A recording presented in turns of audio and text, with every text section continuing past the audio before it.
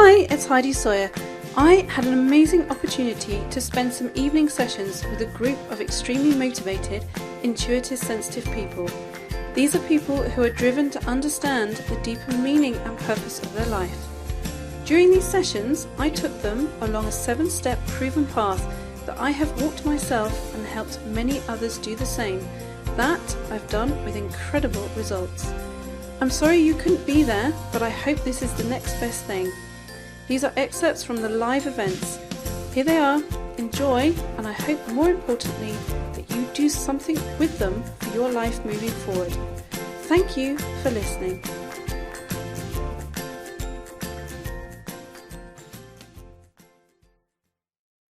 The basis of your intuitive nature. Okay, so how does this work? It's a refined extrasensory perspective. Okay, so you are more refined in your intuitive sense. Everybody has a level of intuition to a certain degree. Yours is a lot more refined. So for some of you, it comes to you in quite strong imagery.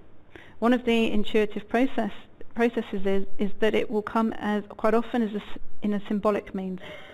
Okay, so a lot of people have a strong intuition, but they don't really understand it because it's presented in symbolism.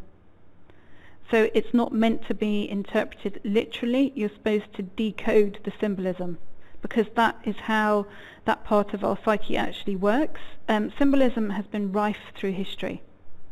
Okay, stories, spiritual ways of understanding are often told as stories because the symbolism is the way that we connect. Your intuition works very strongly in terms of its symbolism. Okay?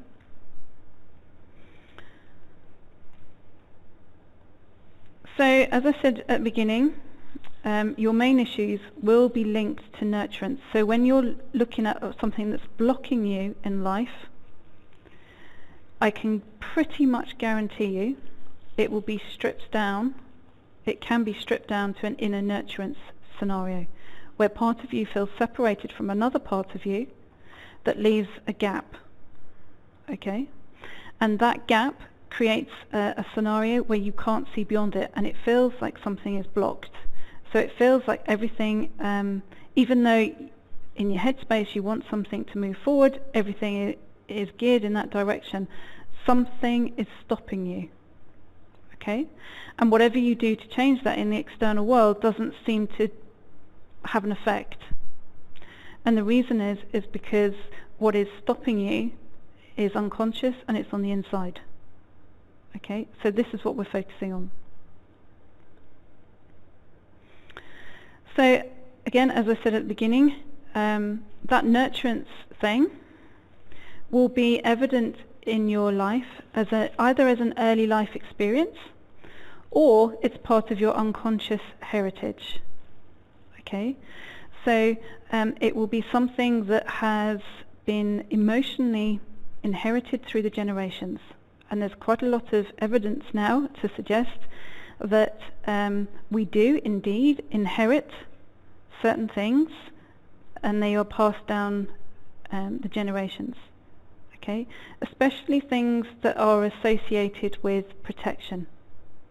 Okay, or lack of, or how we formulate our defense strategies around that. Okay. So the nurturance gap it's either something that's been very evident in your life, it's something that you're consciously aware of, or it is something that has been passed through the generations that if you scratch it back a bit, you will find it. Okay? So,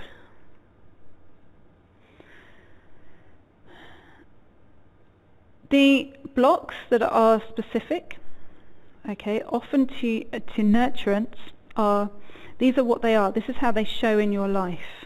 Okay, this is how it shows. Fear of getting it wrong. That you won't action something, you won't change something because you're frightened you're going to get it wrong. And that fear is stronger than your desire to just go ahead and do it. Okay? Who won't do stuff because they might get it wrong? Okay. Procrastination if there's a nurturance is an issue, procrastination will become a paralysing internal fear. So a key one to look at as far as this is concerned, let's say you want to, this is how it works in a sensitive system, okay? I'll use weight because that's an easy one to give you a reference point to. Dieting may work for lots of people, but it doesn't work for an intuitive sensitive, as you probably know. Why? Because it causes too much stress. Okay, so it widens the gap in the nurturance rather than closes the gap. So guess what? When you're supposed to be dieting, that is when you become really defiant and you think, up yours, and you've got that stash of chocolate biscuits at the back of the cupboard, or you've got your nose in the fridge and you've wolfed a bar of chocolate before 8 o'clock at night because you just thought, because I can. Okay. But another part of you thinks, well, actually, no, I don't want to, and you don't understand the sabotage. The sabotage, the basis of the sabotage is in the nurturance, because the part of you that's asking to feel nurtured doesn't feel nurtured by dieting. It would feel nurtured by encouragement, but it wouldn't feel nurtured by dieting. And it also triggers, if you've, not everyone has this, but some of you will have it, if you have an early foundation of criticism. So let's say you were brought up in an environment where there was a lot of criticism. When it comes to food, you are seriously going to rebel, okay? Especially around chocolate. And the reason for that is it's the serotonin, and it's a defiance thing, it's a rebellion, I'm going to eat it anyway, and you're not here to criticise me, so there. Okay? That's why it goes from a whole bar, starts off as a whole bar in beginning of the evening, and it's sort of magically disappeared in bits through the evening from the fridge. Okay? Because it gets linked in how you see things as far as nurturance is concerned. So, quite honestly, if you want to lose weight, don't bother dieting, increase the nurturance, and you will soon find that it comes off. Okay? It came off me that way. Well, a lot of it did. It's not all there yet. So, procrastination, if there is a big nurturance thing trying to communicate to your everyday world, that will feel like a paralysing internal fear. Okay? Who feels that they have that as an experience? Okay. Nurturance issues will also show in the fact that you are very action orientated, but not for yourself. Okay? Great for others. Magical as far as other people are concerned, but you're not very good at it for you. Okay? Again, it's a gap and it's a nurturance issue. Overwhelm, you know how that has affected you. You may have found that over the years, especially if you've been very focused on developing your internal world, that the overwhelm has lessened considerably. What used to bother you for a long period of time now bothers you for a shorter period of time. You can let go of things quicker. They bother you for shorter periods of time. That means that definitely in that area you've narrowed the gap. Okay, does that make sense? The nurturance issue will also show as the fear of commitment as a fear of containment. Okay, so committing yourself to something you will be very iffy on until the last moment. And you'll be very iffy on it because there's a possibility that you've made the wrong decision, so we go back to that, or that there is a chance that you're going to be contained and there will be no exit route. Okay, so it's not a fear of commitment as such. You're not commitment phobe. because it actually shows as a fear of containment if you then have a look at it more closely. Okay? You will always be asking what your options are, your get outs. Okay? That will also show in terms of relationships to a certain degree. Okay?